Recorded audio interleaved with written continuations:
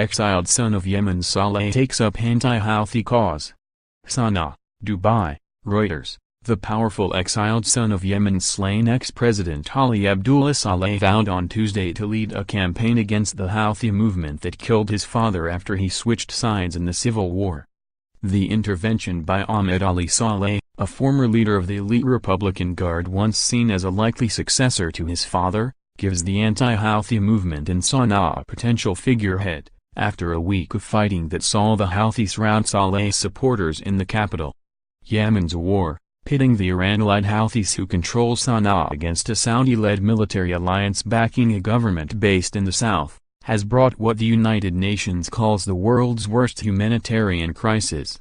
The world body says millions of people may die in one of the worst famines of modern times, caused by warring parties blocking food supplies.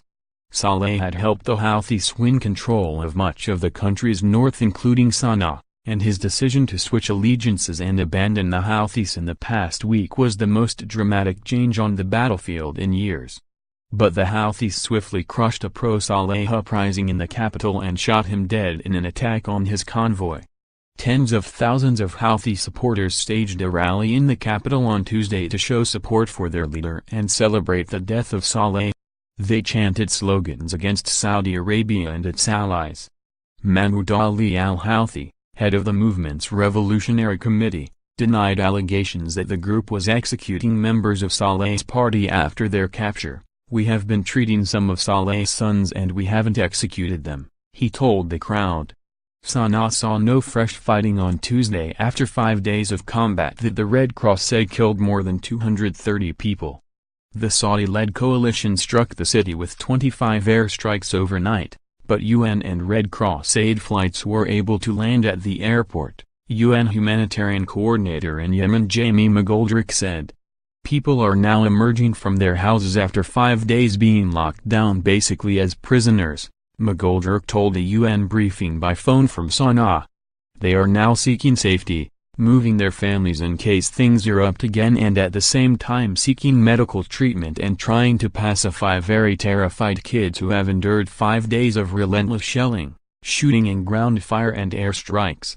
The Saudi cabinet, in a statement that did not mention Saleh by name, said it hoped the Sanaa uprising against the Houthis would help rid sisterly Yemen of repression, death threats, explosions and seizure of private and public property.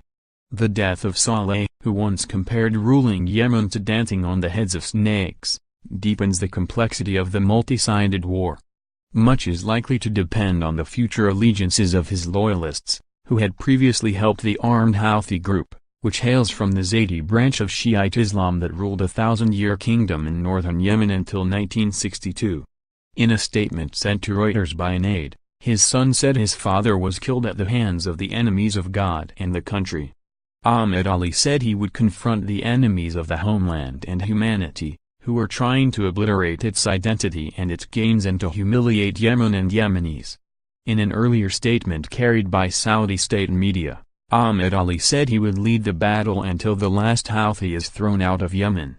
"The blood of my father will be hell ringing in the ears of Iran." The Arabian Peninsula's poorest country, Yemen is one of the most violent fronts in a proxy war between Saudi Arabia and Iran, who have also backed opposing sides in Syria, Iraq and elsewhere across the Middle East. The Saudi-led coalition appears to have been counting on Saleh's decision to switch sides to tip the balance of the war. Saleh, who ruled in Sanaa from 1978 to 2012, had a strong following in Yemen, including army officers and armed tribal leaders who once served under him. During the years the ex-president was allied to the Houthis, Yemeni political sources say Ahmed Ali was living incommunicado under house arrest at a guarded villa in the UAE capital Abu Dhabi, where he had served as ambassador. The UAE is a key member of the mostly Gulf Arab alliance that sees the Houthis as a proxy of their archenemy Iran. The Gulf countries had struggled to make gains against the Houthi-Saleh alliance despite thousands of airstrikes backed by Western arms and intelligence. They have used their air and sea power to tightly restrict imports, action that the United Nations says could lead to mass hunger. Ahmed Ali may be the family's last chance to win back influence. A nephew of the former leader, Tarek Mohammed Abdullah Saleh, a senior military commander, was also killed during clashes with the Houthis, Saleh's party said on Tuesday. Residents reported that fighting had subsided but that Saleh-led coalition jets pounded several targets, including the downtown presidential palace where a governing body led by Houthi Saleh politicians had regularly convened. The Houthi leader, Abdul Malik al-Houthi, hailed Saleh's death in a speech on Monday as a victory against a treasonous conspiracy by Yemen's Saudi enemies and called for Tuesday's mass rally at a parade ground near the site of the airstrikes. In the southern city of Aden, where the Saudi-backed government is based, residents set off fireworks and expressed joy.